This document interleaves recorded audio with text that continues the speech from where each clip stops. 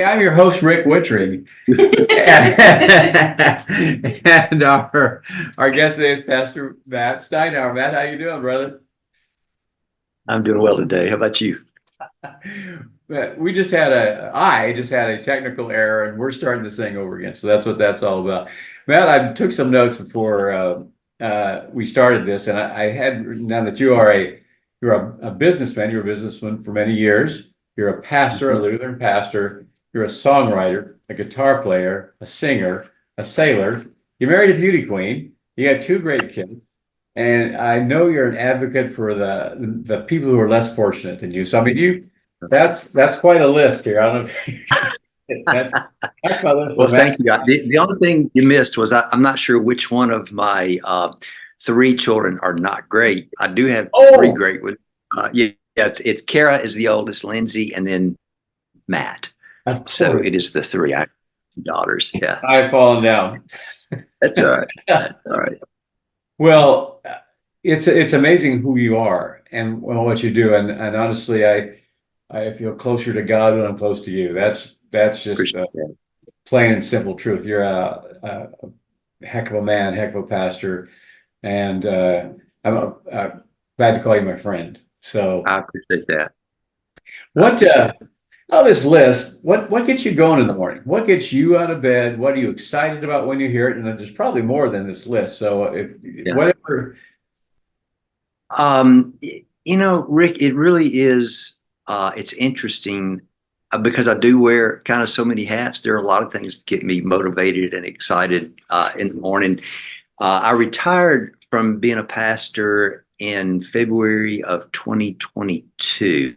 I was at Faith Lutheran Church where I served as an intern, actually starting in January of 2011. I was ordained, excuse me, in January of 2008. Yes, I was there 3 years as an intern. Took me a long time to learn how to do this.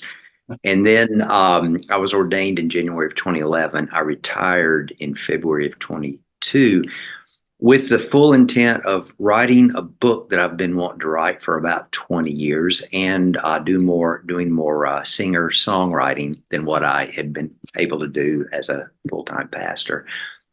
And none of those things happened. There were sort of a series of unfortunate familial mishaps. My wife, Leanne, fell and broke the tendon loose from her thumb. So we had some rehab and caregiving I had to do. And then about the time she got healed, my son Matt had a serious infection in his arm that we had to have surgery. And I got to do some more caregiving. And eventually, I got called out of retirement to be an interim pastor at St. Andrew Lutheran in Franklin, Tennessee. So I've been doing that, for a little over a year now.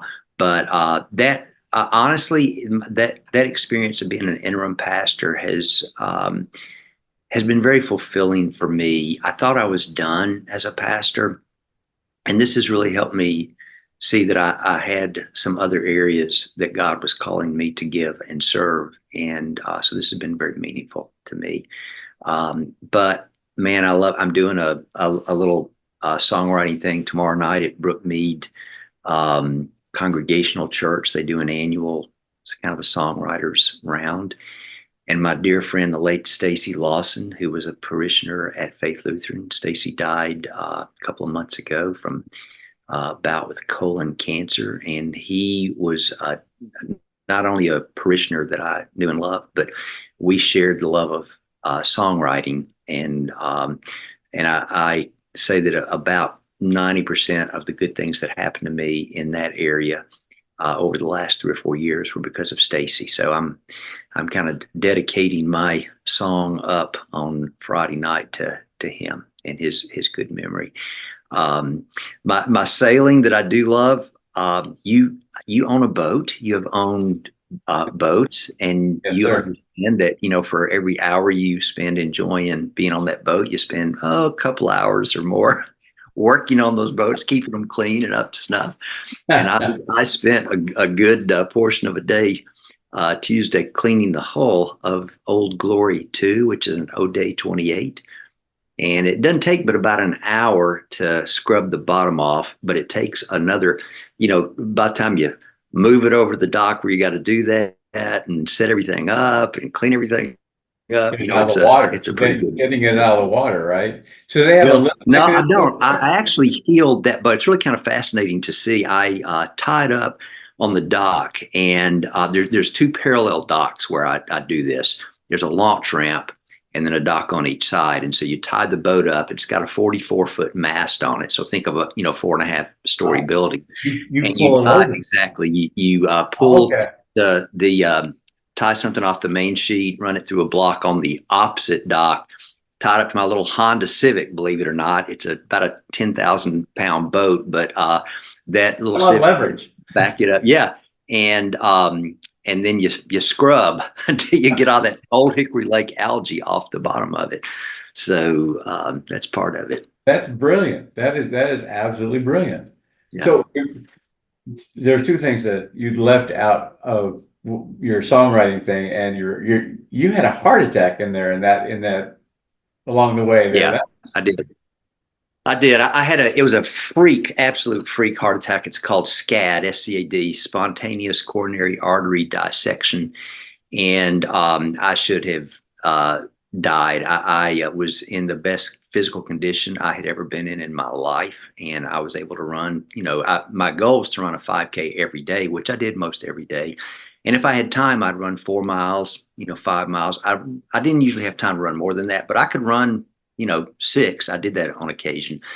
And I got ready to do that one morning, and things just didn't feel right. And thank heavens, instead of running through the pain, which is my normal mode of operation, I went home and told my wife that she needed to take me to the ER. And she asked why. I said, I think I'm having a heart attack. She started laughing because, I mean, it oh, was just so, there's no way I was having a heart attack. She knew me to be, fit and trim. yeah. Um, you know, What's the joke? What's the joke? No, there's yeah, no. yeah. And so sure enough, she took me there, and within about 10 minutes of her getting me to the ER, I coded 2 times and Woo.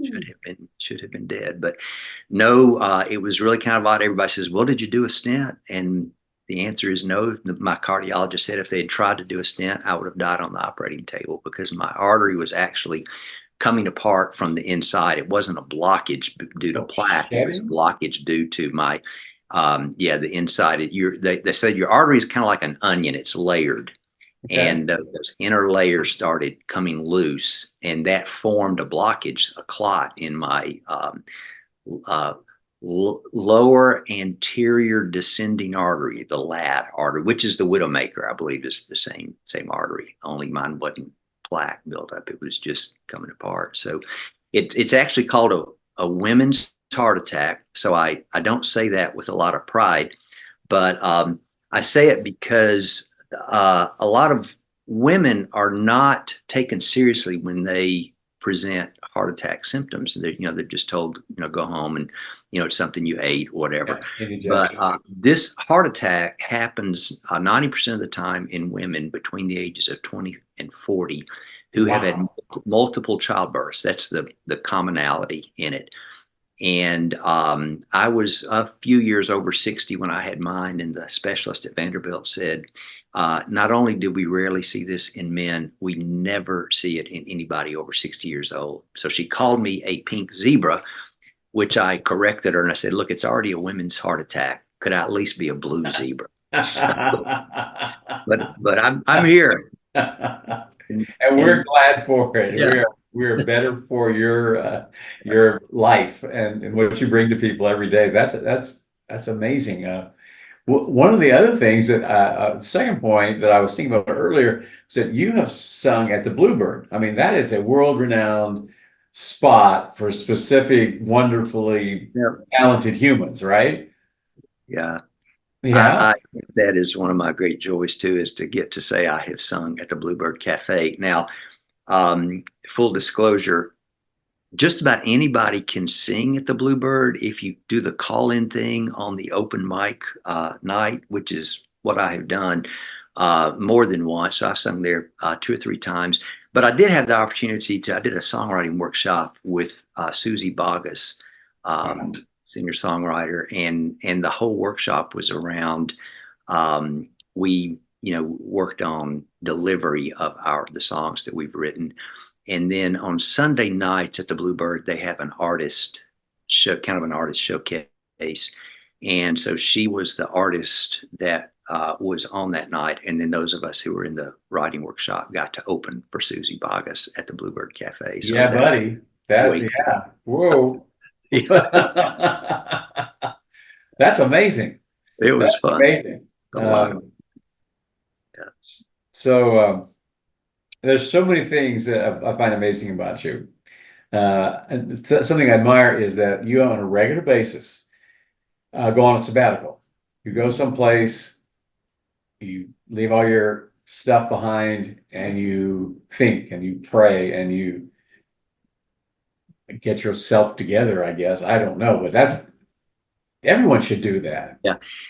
Yeah, and the actual, what would be considered sort of a full sabbatical. I did that one time while I was a pastor at Faith Lutheran in Lebanon, and it was 3 months of Wow. of being totally disconnected, and it was absolutely life giving to me. I came back a different person, and this would have been 2018, so that's what 6 years ago, and I still reap the benefits of that time away, what it did for me, mentally, physically, and spiritually too.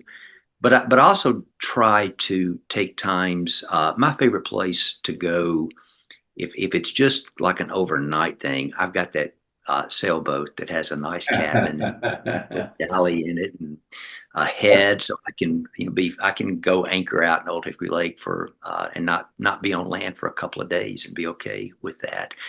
But I love the mountains of Western North Carolina, and the Lutherans have a camp over there. It's called Luther Ridge.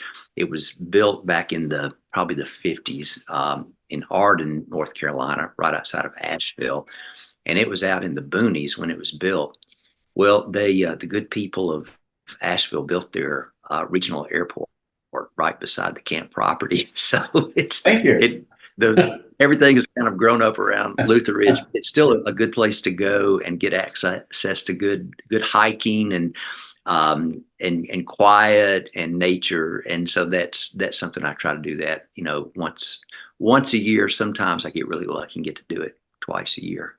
So What expand on that? How 3 months by yourself helped well, you? it wasn't really by myself. It wasn't like I took on being a monk for 3 months. Although my wife Leanne sometimes might wish that I would do that, but it was 3 months of where I was totally disconnected from my congregation. And when you're a pastor, even in a small congregation, it's kind of a 24/7. Oh, of course. It Yeah. just is. I rarely in the years I was working, went on vacation where a member of the parish didn't have some pastoral need, where I had to get involved in that, even if it was by telephone, but just having to be kind of step away from my vacation. I remember doing a premarital conversation with a young couple. Sitting, I had to do it by telephone because this was my 30th wedding anniversary, which is Oh, 10 years ago, April 28th, just so you know. Um, so we're coming up on 30. yeah, on 40. Yeah, on On 40 40, this excuse me. Yeah. year. And so I'm sitting in the waiting area of the Nashville airport on the telephone with Leanne sitting across the way, having a conversation with this young couple, because that was the only way we could do like the last of four that I like to do with people. So that's just the reality.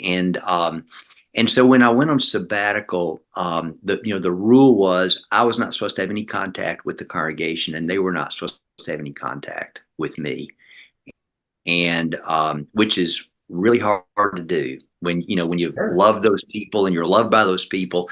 But it was, by the time I got done with 90 days, I was really chomping at the bit to get back, because I was refreshed and renewed, and so it was good for both of us. And we had a really fine supply pastor who covered for me that whole 90 days. And fortunately, he is retired and a little bit older. And otherwise, they would have booted me to the curb and called Pastor Howard Matee, because he was a real joy for those folks at Faith Lutheran.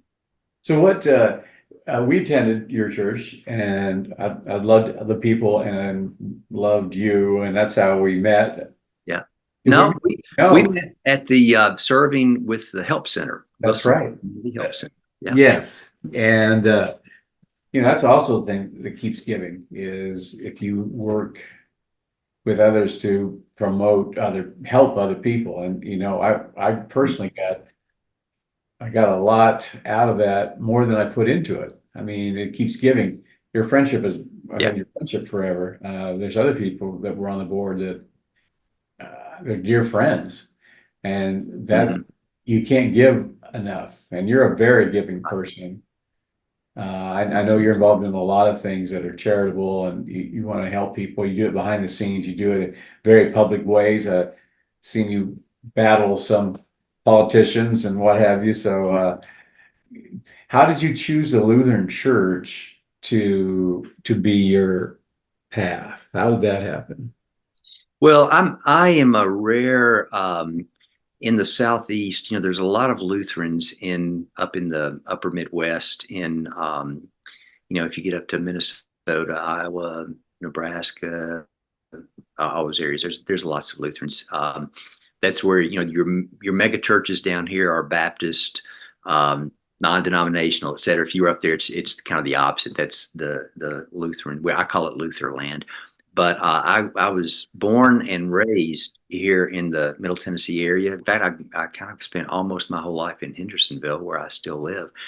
And I'm cradle Lutheran, so I grew up. My Steinhauer is a German name. The Lutheran heritage comes out of Northern Europe and Germany, and so my great grandfather moved over here from a small hamlet in Germany in sometime in the probably the after Civil War time, mid to late 1800s, and had a bakery in downtown Nashville. It was well known. My grandfather, who I never met, he died before I was born. He was a police officer that my dad told me he was the traffic cop at the corner of Church Street and Sixth Avenue for 20 years. So you can imagine he knew everybody and they knew him. And so I grew up here. And so when I had a lifelong sense of call to being specifically a Lutheran pastor. But my path never opened up to do that until kind of midlife. So I'm called a second career pastor. I spent a few years in the gospel music business, a few years in television and film production, and then got into the insurance business with one of Lebanon's finest, Mr. Bill Heidel, who was the state manager for the AFLAC organization.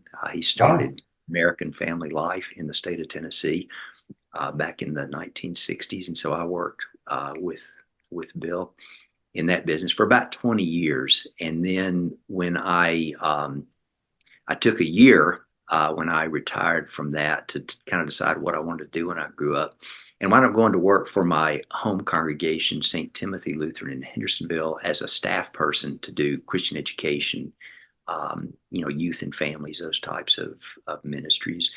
And it was in that process that I was able to kind of start leaning into, going to seminary and being ordained as a Lutheran pastor. So that was the short version of my route into this. That's quite a route.